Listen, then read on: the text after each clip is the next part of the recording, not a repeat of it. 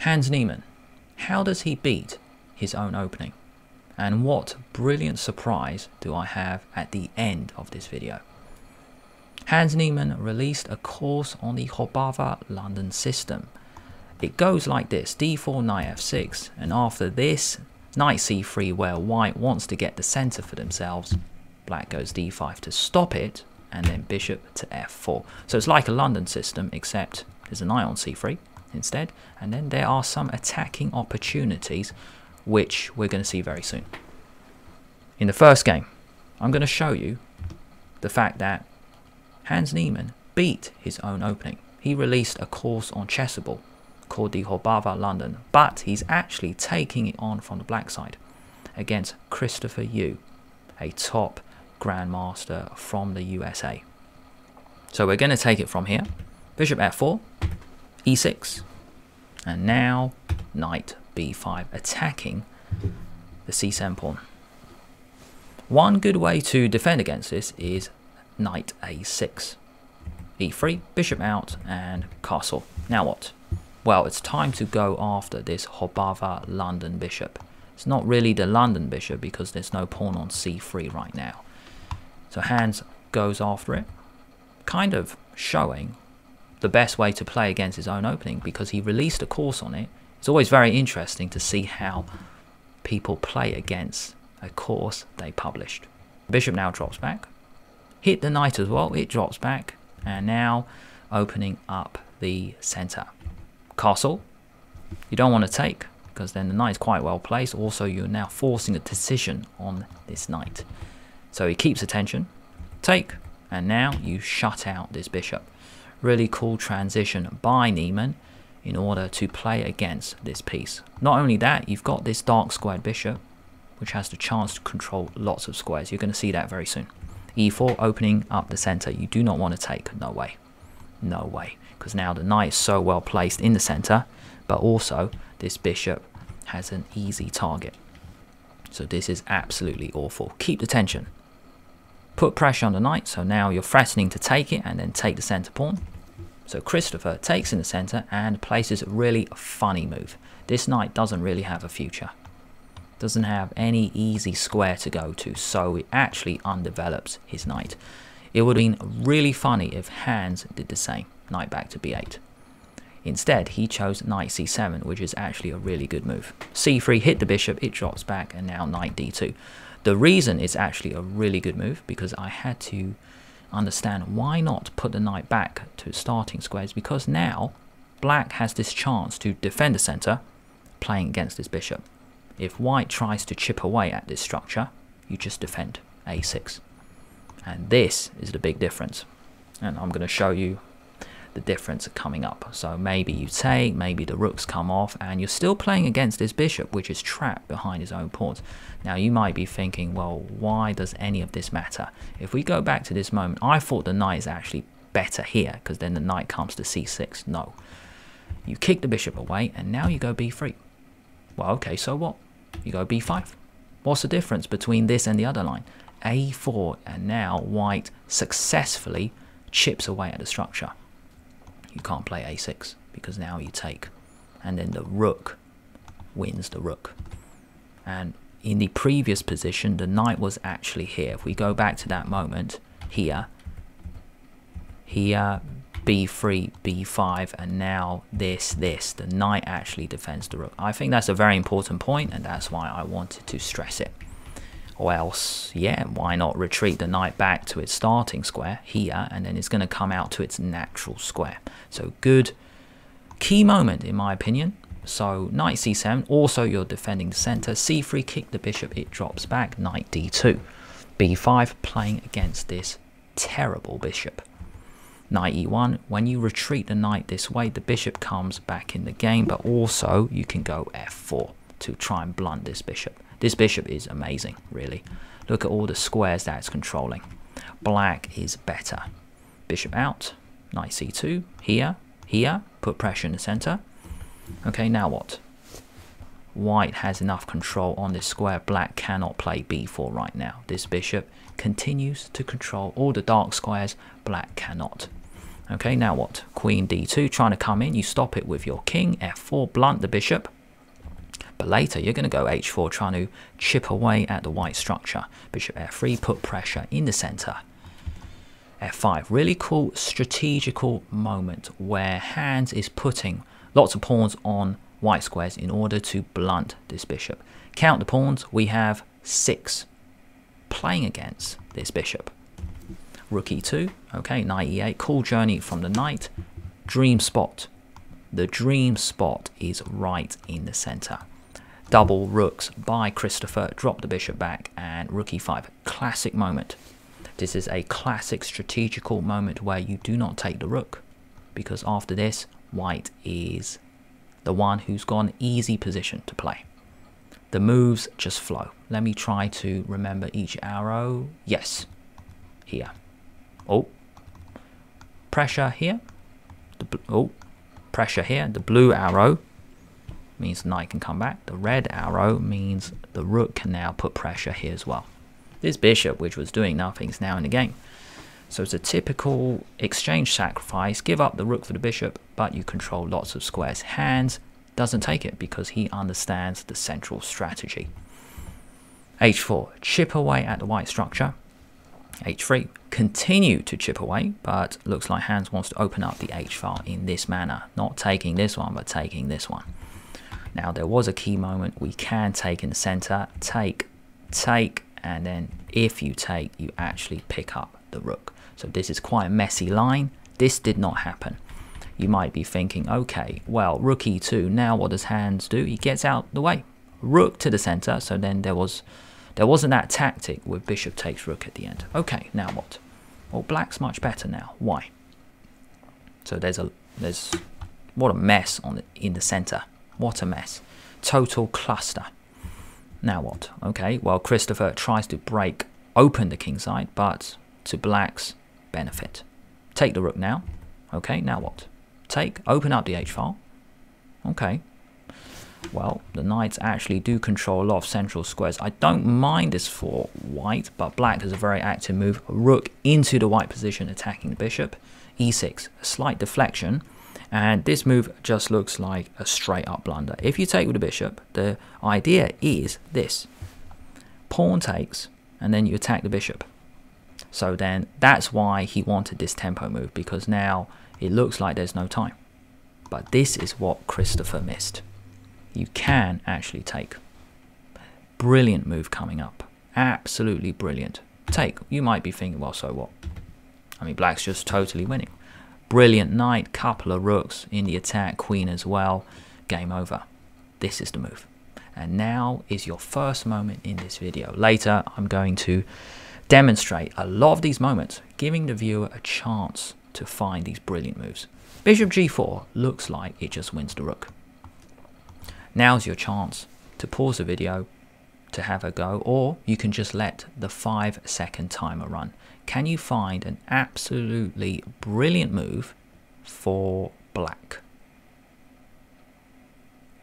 And the winning move is rook h8. That's the thing. When your queen is attacked, your first thought is to move the queen. Why not? It is worth 9 points, but guess what? The king ends the game.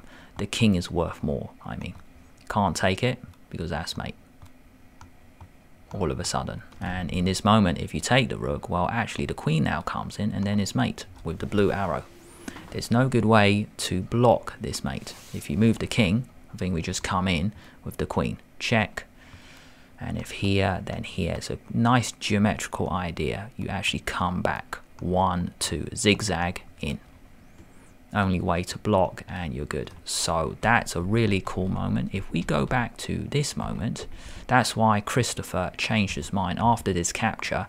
He just went knight d4 to attack the queen. Drop the queen back. Bishop takes knight.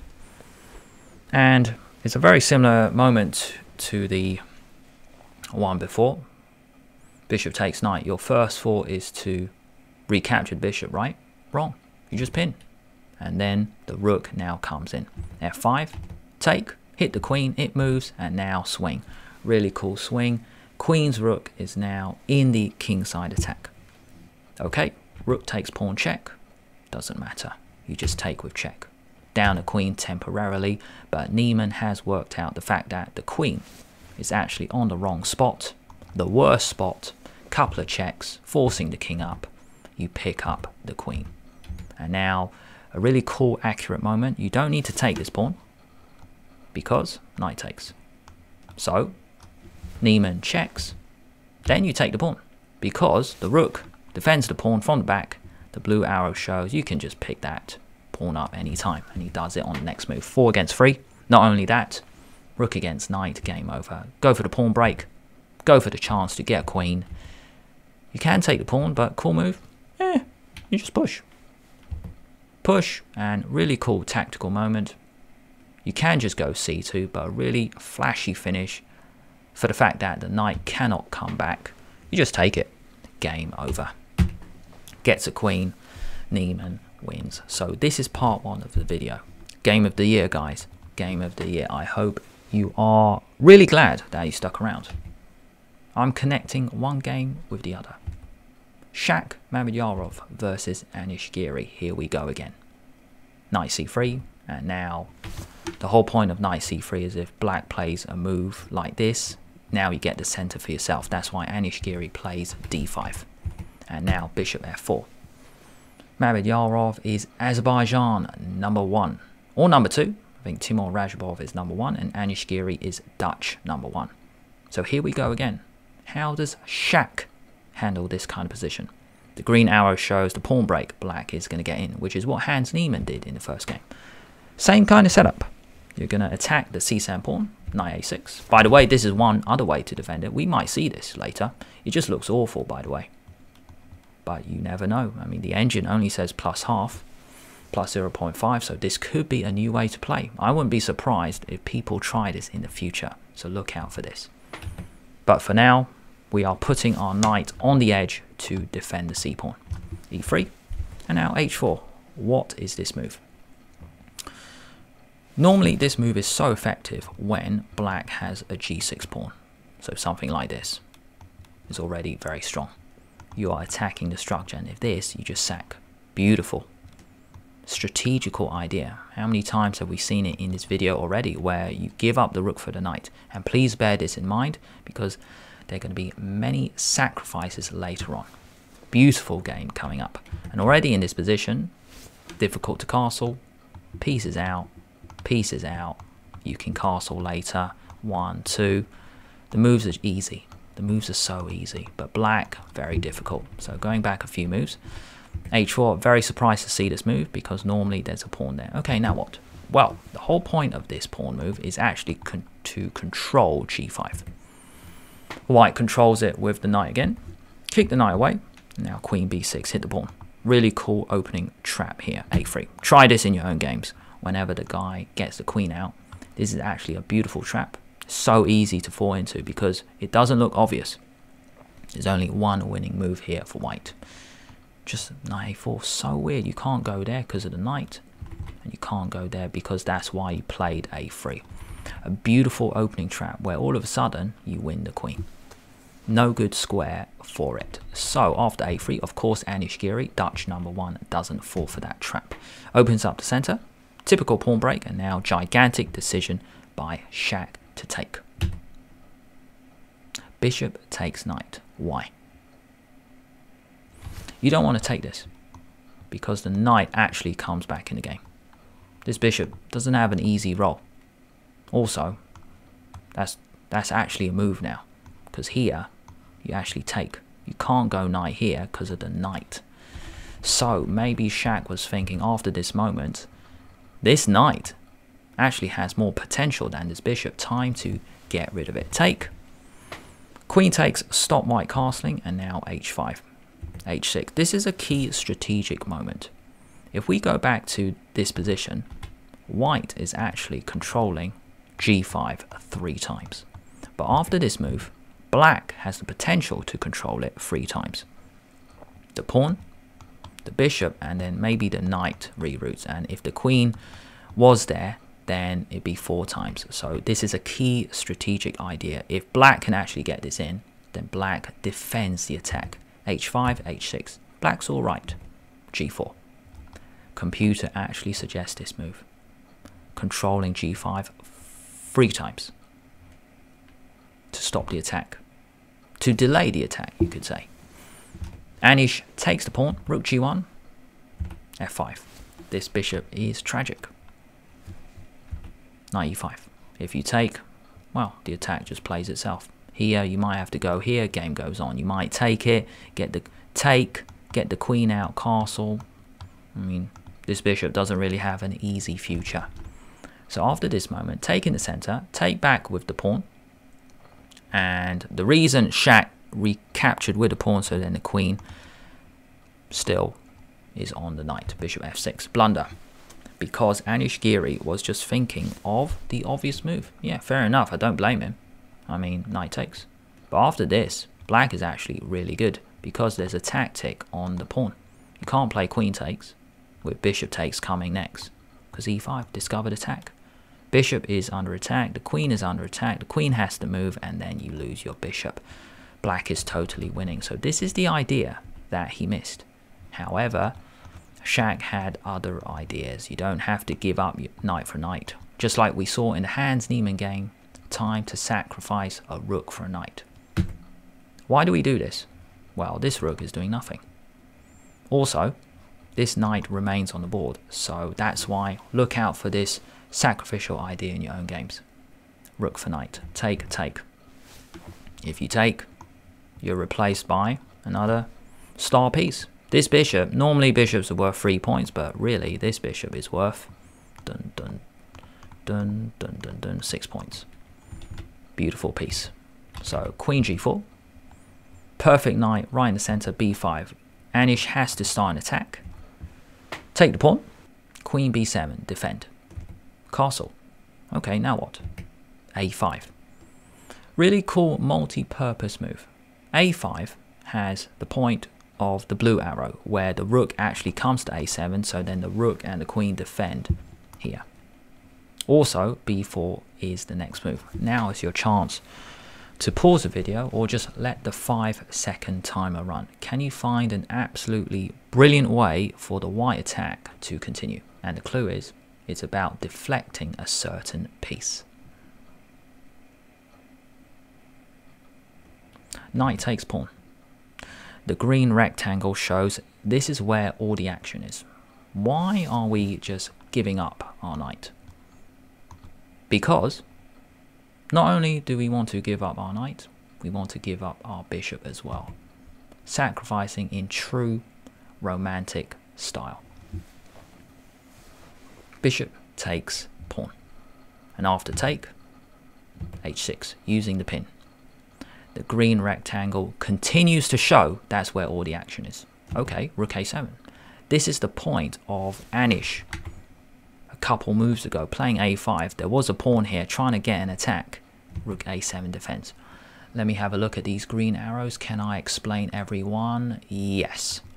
Let me have a look. Here's the action. Rook defends the bishop. Please note, this knight controls the exit squares. There's a pin here. Time to get another piece in the attack. How can white continue this attack? By the way, this is not a great move because then the rook comes in. And then black is fending off the attack. Couple of rooks in front of the king. Pretty good, to be honest. 10 points in front of the king, I take that any day. The queen might come back in the defense this way or this way round. So you don't want to do that. Can you find a way to continue this attack? Time to get another piece in the game. And it's not rook g1. It's not rook g1, it's rook h1. What a move. Look at the red circles. This shows the pieces black has that white doesn't. Black is actually up 8 points worth of material, rook and bishop. But they're not in the game. Well, this bishop isn't. Rook h1 is a brilliant move because if black plays a nothing move, you're threatening checkmate in 2 moves. Check can't come out due to the perfect knight, and you're boxed in. Beautiful mate, all of a sudden. Going back a few moves to this moment, rook h1. Rook takes pawn. h7 check. Now, we know we can't go to the corner because that's mate. King here. And now is to continue in true romantic style. Can you find a brilliant move for white? I will give you 3 seconds. You can queen. That wins. That looks pretty good. But why not sacrifice? I mean, you sacrificed a house. Why not sacrifice your neighbor's house as well? Queen takes bishop. Check. Take. Get a queen. Can't move the king, or else you chuck the rook. So he blocks. Anish Giri blocks with the rook, but you're going to use the pin on the back. Knight g6 check, flushing the king out. If king here, you take the rook. If king here, then it's mate. It's going to be mate pretty soon, because the queen and rook are just surrounding the king. It's not going to be a good spot. Check. That bishop has done nothing. Check. You're going to pick up the rook. By the way, the king is actually pretty useful here, just stopping the king coming in. You can pick it up and it's going to be mate pretty soon. Let's actually just finish it off. If king here, that's mate. That's pretty good, actually.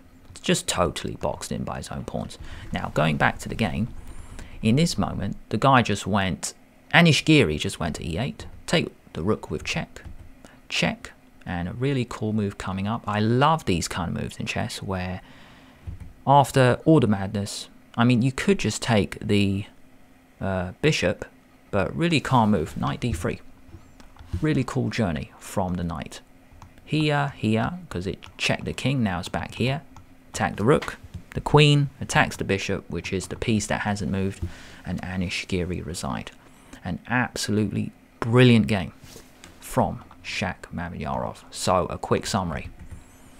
Knight c3. You want to trick your opponent to get the center for yourselves? Yeah, go for it. Go for this early knight move. Now, if you play someone good, they're going to go d5. Hit the c7 spot, and now let's go h4.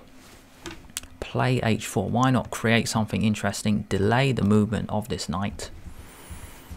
Knight comes back, and now seize the moment. Give up the bishop for the knight. Start the attack. Start the attack. The attack has just begun. Put your knight in the center.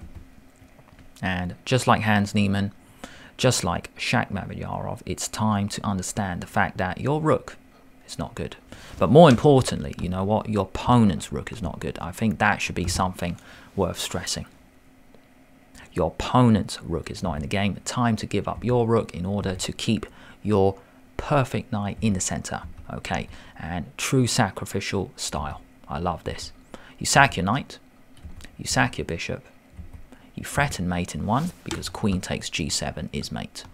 You defend against it and you just calm. Just get the rook in the game and then you threaten mate in two with h7 and knight g6. Check. And then just sack your bishop. Why not? Just give up everything in order to win everything. Shaq really went for it. One of the best games I've ever seen in my life. Check. And we just saw this beautiful backward knight move. This is the connection between game 1 and game 2. Hans Niemann beat his own opening, and Shaq used the Horbava London system to play one of the best games I've ever seen. Let me know in the comments, what did you think of this incredible game? If you guys want to stick around, there's a Hans Niemann suggestion in the top left, or you might prefer YouTube's suggestion in the bottom right.